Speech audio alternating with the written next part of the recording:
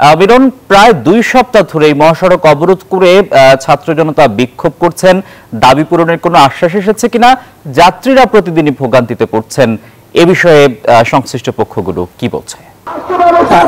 আসিফ, আপনি আপনার যেমনটা বলেছেন যে বরিশালে গত 2 সপ্তাহ ধরে সাধারণ শিক্ষার্থী বা সাধারণ ছাত্র জনতা যে শেরেবাংলা মেডিকেল কলেজ হাসপাতালের সংস্কার সহ সারা দেশের সরকারি হাসপাতালের যে অব্যবস্থাপনা, দুর্নীতি, অনিয়ম এবং একই সঙ্গে সিন্ডিকেটের বিরুদ্ধে তারা আন্দোলন করছে। আজকেও কিন্তু ঢাকা বরিশাল মহাসড়কের যে নতুল্লাবাদ এলাকার ব্লকেট কর্মসূচি তারা পালন করছে এবং এই মুহূর্তে সেখানে কিন্তু ছাত্র জনতা এই স্বাস্থ্য উপদেষ্টার পদত্যাগ দাবি করেছেন এবং একই সঙ্গে পর্যন্ত বরিশালে এসে এই সমস্যার সমাধানে বাস্তব কোনো উদ্যোগ গ্রহণ না করবেন ততক্ষণ পর্যন্ত তারা কিন্তু আন্দোলন করবেন, এমনটাই বলেছেন।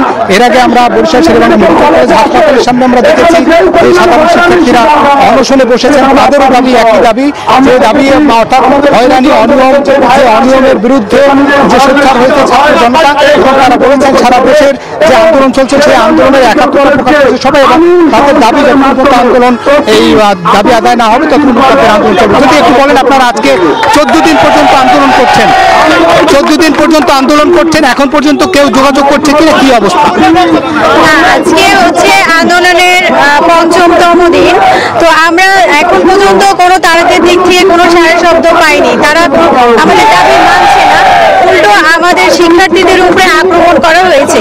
আমার কথা হচ্ছে এখানে যারা যে শিক্ষার্থীগুলো যারা আন্দোলন করছে তারা কিন্তু কারোর ব্যক্তিগত স্বার্থে করছে না। হ্যাঁ, এখানে কারো কোনো স্বার্থ নেই, সবাই হচ্ছে জনস্বার্থে কাজের জন্য করছে। আমাদের মা বাবা ভাই বোন যা দেশের জনগণের জন্য করছে, সাধারণ মানুষের জন্য যারা হচ্ছে সঠিক সেবা পাচ্ছে না।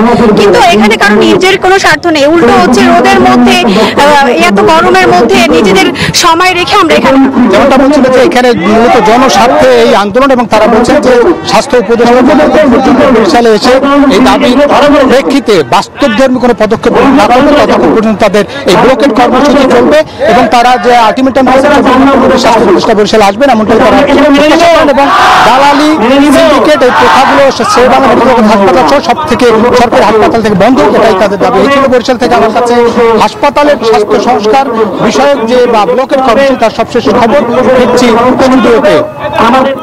বান্ডেল থাকলে প্রতি সেনমানিতে টাকা বাঁচবে। বিকাশ সেনমানি বান্ডেল কিনে জিতুন প্রতি লেনদেনে।